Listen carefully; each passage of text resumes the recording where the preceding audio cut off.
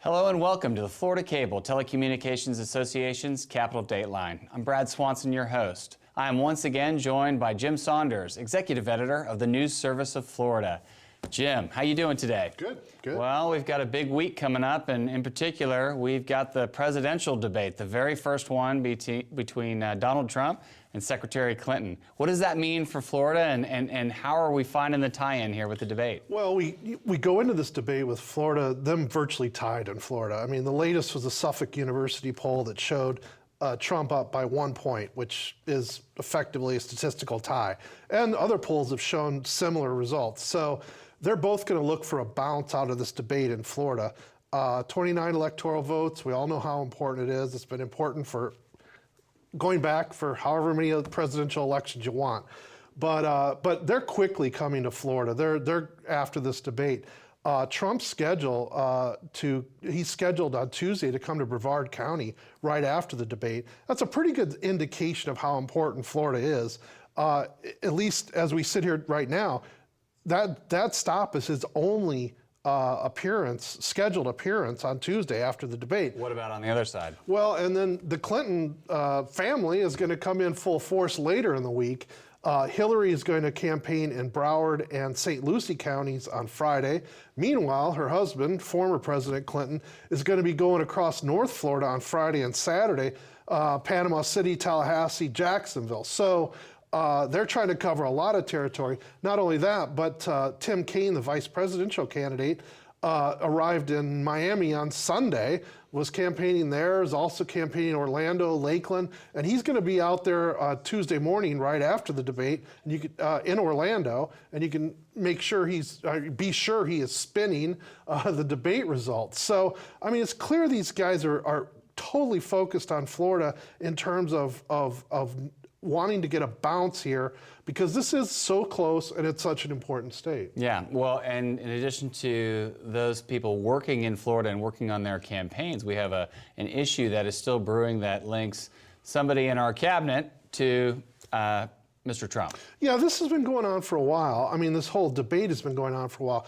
What it stems from is a contribution that Donald Trump's foundation made to a political committee that supported Pam Bondi's 2014 re-election bid. Amidst all of this, Bondi's office declined to investigate Trump University, and so the Democrats have tried to make this a big issue, raising the question of whether there was a quid pro quo between this $25,000 campaign contribution and the action by Bondi's office. That's sort of the backdrop. Right.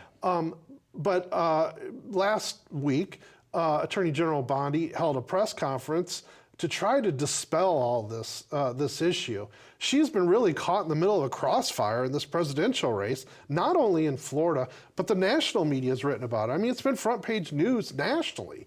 And she tried to call a press conference to dispel these allegations that there was any sort of wrongdoing or potential wrongdoing. And I mean, she basically said that, she would not take a donation and then take action as a result of that donation. And also she said that the whole idea of investigating Trump University never made it to her desk, that she wasn't involved in that decision. Now, the Democrats, of course, jumped on it and indicated they don't believe her and kept firing away. But this is an issue that it's been out there for a while and it keeps coming back up, and I think the Democrats are going to keep hammering it. Right.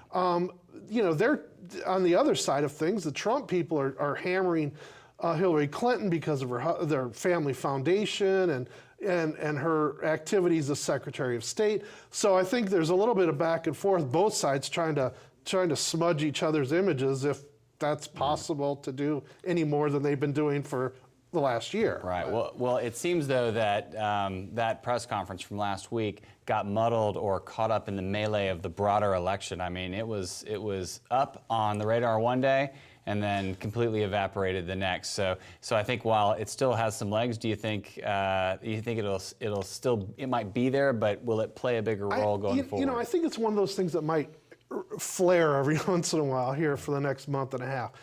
But I think you're right. I mean, this was a big it was a big deal in Florida last week when Pam Bondi had this press conference.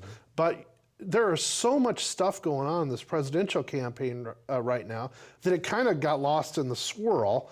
But I think the Democrats will continue trying to bring this up.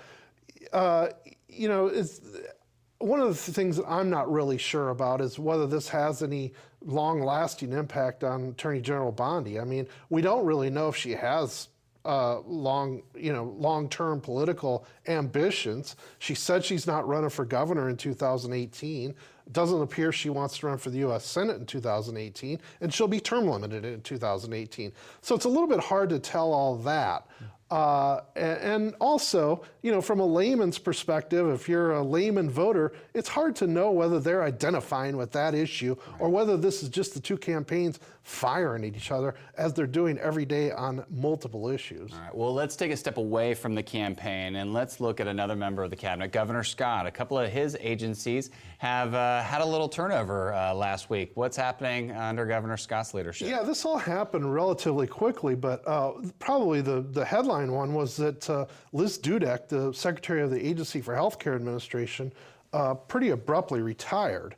And Liz Dudek has worked for the state since the 70s. I mean, 40 years plus. And she's been secretary since the governor took off, well, shortly after he took office in 2011. And, you know, Agency for Healthcare Administration is a very important agency. It oversees the Medicaid program. Basically, it's a $26 billion budget this agency oversees. I mean, it's a big deal. And she's done had a lot of high-profile roles, too. They overhauled the Medicaid program to make it a managed care program. That's one example. But yeah, she pretty abruptly retired, and said retired. And at this point, there's not been a really clear explanation from the administration or from Secretary Dudek about what prompted that. There's a lot of rumors around town, but in terms of, they've kind of circled the wagon within the administration in terms of giving a real full explanation. She was replaced on an interim basis by Justin Sr., who is a deputy secretary who really is the hands-on Medicaid director, or has been over the last several years.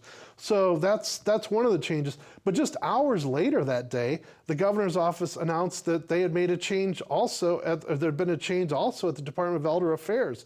And the governor appointed Jeffrey Bragg, who— Where have I heard that before? Where have I heard that name before? And that was the reaction of everybody, because this gentleman is a former insurance executive and also had worked in federal insurance agency or risk agency.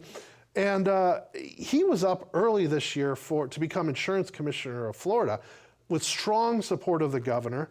But CFO, or State Chief Financial Officer Jeff Atwater, blocked it, basically, and they went with David Altmaier, who is a former deputy commissioner. But and then Jeffrey Bragg's name emerged again later for a position on the State Public Service Commission. It turned out that he did not get nominated as a finalist for that job, and then all of a sudden, he's again, this had not been like telegraphed in advance, but he was appointed Secretary of the Department of Elder Affairs. So, you know, it's sort of, again, we're not getting a lot of explanation from the administration at this point about what prompted that or what his qualifications are for the job. But yeah, it's also gotten a lot of attention around town. Well, I tell you, the governor's got a lot of confidence in Mr. Bragg, so we'll have to wait to see what happens there. And certainly ACA plays a huge role well beyond the Medicaid and Medicare space within Florida. So we'll have to see who will be the ultimate director of that important agency. But for now, we're going to stay tuned. We have the impacts of a presidential debate to see how that rolls across Florida, and we're going to stay tuned to the News Service of Florida. So for now, Jim, thanks. That's all the time we have for today. Please go to our website at CapitolDatelineOnline.com or visit us at our Facebook page to check out more news and opinions and more about Florida politics. Thank you and have a great day.